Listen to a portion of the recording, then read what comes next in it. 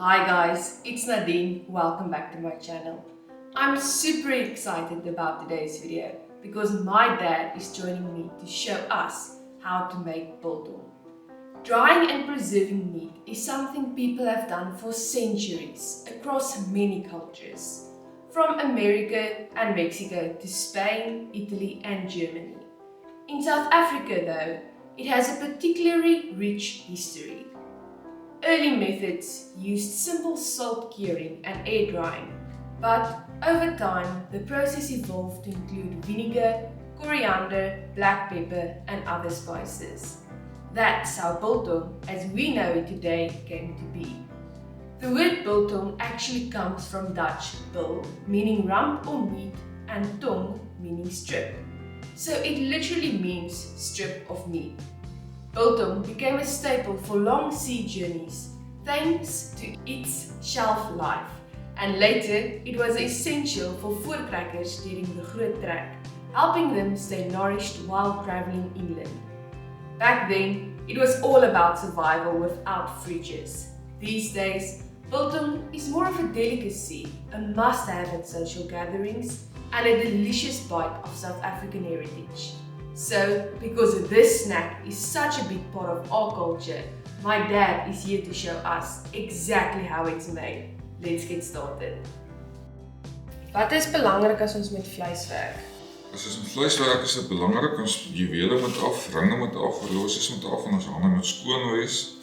En dan moenie enige stikkend plek op ons hande wees nie. En as ons stikkende plek op mens hande is? Dan kan jy met handskoene werk. Wat se vleis gebruik ons? Jy kan biltong maak met enige deel van die bees se agterkwart.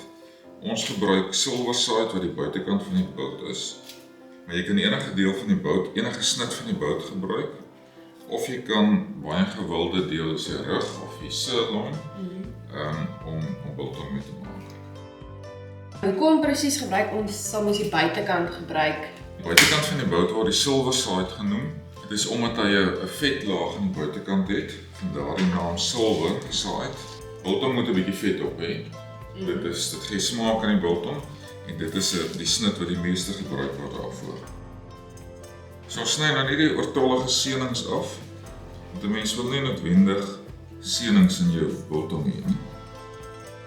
Wat net belangrik is om te noem, as jy vleis werk, hou jy altyd jou een hand skoon. Met ander woorde, jy wil nie hê dat dit nat of vochtig raak nie, want dan kan jy mes gly en jy kan jouself seermaak. Is daar verskil in hoe mens biltong maak as jy beesvleis gebruik of as jy wildsvleis gebruik? Na my mening nee. Is daar 'n spesifieke manier hoe mens biltong sny? Ja, daar is 'n spesifieke manier. Ons sny biltong saam met die grein van die vleis. Hoekom sny mens biltong saam met die grein en nie teen die grein nie? As jy hom kerf jy hom teen die grein wat hom dan makliker maak natuurlik om te kou. Die stukke sny 'n mens so 2-2,5 cm dik. Dis belangrik om die stukke ewe dik te hê as jy kommersiële biltong maak. Want jy wil alles min of meer gelyk droog hê. As jy vir jouself by die huis biltong maak, dan is dit eintlik beter om sekere stukke dunner te sny, want dan raak dit vroeër droog, so jy kan dit vroeër begin gebruik. Kan mens biltong vries? Ja, die vraag is eintlik of jy kan droog of nat vries. Jy kan dit beide doen.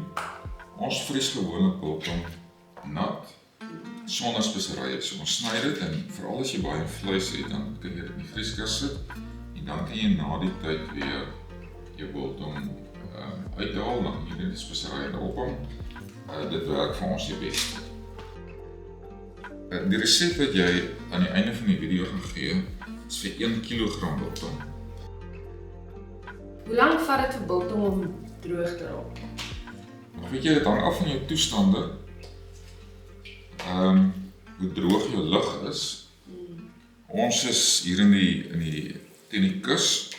Ons moet ons in 'n biltongkas droog maak. So dit vat so enigiets tussen 3 en 5 dae. So nou is die biltong klaar gesny. Ek gaan net die stukke so 'n bietjie van hulle bietjie kleiner sny.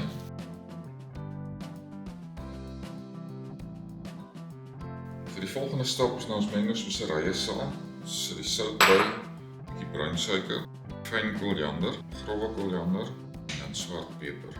Meng ons dit lekker deur. Die sout is die preservering en die res is vir smaak. So ons sit 'n bietjie bruine syn by. Party mense sê nee, is nie nodig vir bruine syn nie, maar dis fyn. Elke ou het sy eie smaakprofiel. Die syn het twee doele. Die een is smaak en die ander een is dit werk teen muf, dit teen 'n beer muf se groei.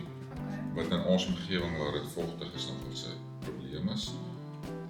So ons gooi nou 'n bietjie spesery onder in die bak, want ons wil die biltong weerskant hê. Ons moet nou dit so uitwerk dat jy al die speserye opgebruik het, is al die biltong ingesout is. So dit vat so 'n bietjie oefening. En as dit nou na 12 ure omdraai, dan al die plekkies wat nou nog die speserye gekry het, nie gaan dan speserye kry. Ons probeer seker maak dat alle kante lekker speserye op het. Hoe vol gaan papa die houers bak? Nie baie vol nie. Mens kan hom eintlik maar vol opbak, dan hanteer maar net so 'n bietjie makliker as daar so 'n bietjie minder in is. Is daar spesifieke hoeveelheid asyn wat mens moet gebruik in die resep? Dis maar net om die biltong bietjie nat te maak. So dit moet nie te veel wees, dit moet nie te min wees. Dit is maar so van 'n gevoel. Dis eintlik maar net om hom klaar te maak. Mens almal nie presies dieselfde hoeveelheid op het nie. Daar is in elk geval oortollige speserye wat ons later gaan afspoel.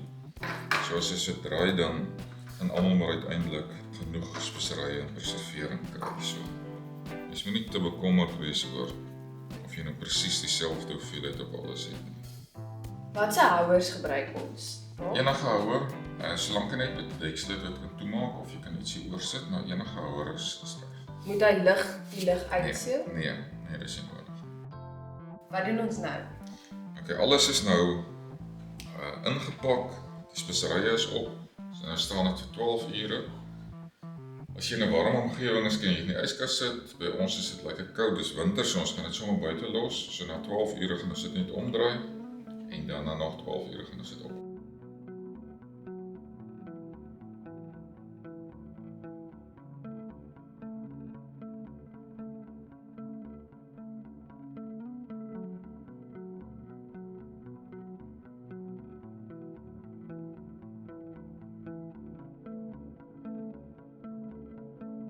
Papa, dit is nou 24 uur voordat ons hulle oorspronklik laat begin marineer het.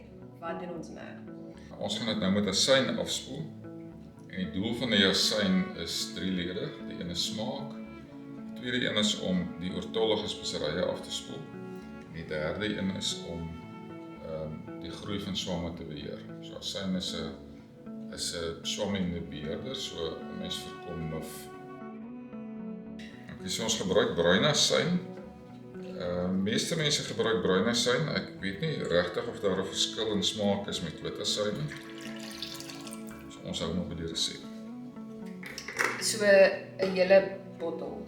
Genoeg om al die biltong mee af te spoel. Ons het hierdie plastiek hakkies wat ons mooi skoon gemaak het. As jy nie dit het nie, kan jy sommer van draad of paperclips vir jou hakkies buig. Dis al wat ons doen, ons stryk hom net een keer deur. So hierdie is nou 7,5 kg biltong. Hy behoort so 50% van sy vog te verloor, of sy gewig te verloor as hy droog is. Wat is die storie met die biltongkas? Omdat ons in 'n vogtige omgewing bly in die kus, raak die biltong nie so maklik droog nie. So ons moet die lug 'n bietjie droër maak om te keer dat die biltong muf en dit indroog raak. So hierdie is sommer selfgemaakte kas, enigiemand kan dit maak. Ons het waaiertjies in wat die koue lug onder inwaai en dan waai dit oor gloeilampe wat dit warm maak. Of eintlik meer droog maak, nie warm maak nie. Mens wil nie biltong gaar maak, Ja. droog maak. So jy maak die lug net so 'n bietjie droog en dan trek ons dit bo uit. Okay, so ons hang die biltong op. Ons het onder koerant gegooi want omdat hy met 'n asyn afgespoel is hy effe klam en hy druk nog. So ons sit koerant onder en dan hang ons dit op en dan sal ons sodra hy droog gedrup het die koerant wegvat. Ons hang hom net so eentjie van mekaar of op, hy moet net nie aan mekaar raak nie.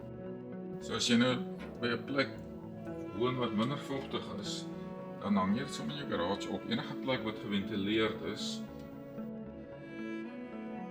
Gaan ons nou dadelik die fans en alles aansit.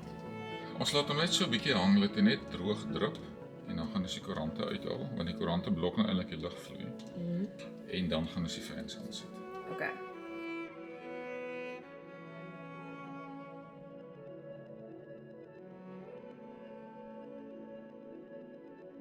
Papa, dis nou dag 3. Hoe ver is die biltong van reg af? Omdat die biltong vir ons eie gebruik is, dit is sommige baie dikker gesny soos hierdie, so dis nog baie nat. Van die dunner is baie naby aan reg. Ons sal oor so 'n dag ek sal ons hierdie stukke nog gebruik, maar hierdie kan ons nou al afhaal. Dit is al reg, hierdie heel dun stukkies is al reg. Papa voel net so aan die biltong. Wat voel papa? As hy sag is hy nog nat. As hy harderig is hy al baie naby aan droog. As jy onseker is, kan jy hom net sny. Hoekom nog 'n biltong resep? Biltong is so 'n tradisionele gereg en elkeen het sy eie resep. Ons deel ons resep met almal, want dis 'n resep wat ons weet wat werk, wat ons vir baie lank al baie jare gebruik. Dis 'n resep wat geen preservering in het nie behalwe sout. Dit het 'n goeie balans van smaak in met die speserye wat ons ingooi. Dis eenvoudig om te maak, speserye wat toeganklik is vir almal. Baie mense maak biltong met vooraf gemengde pakke van bekende speseryverskaffers. Dit is baie lekker, dit is baie maklik, maar daai biltong het preservering in wat ons nie noodwendig van hou nie en wat ons glo wat nie gesond is nie. So ons biltong is gesonde biltong met goeie kwaliteit speserye in.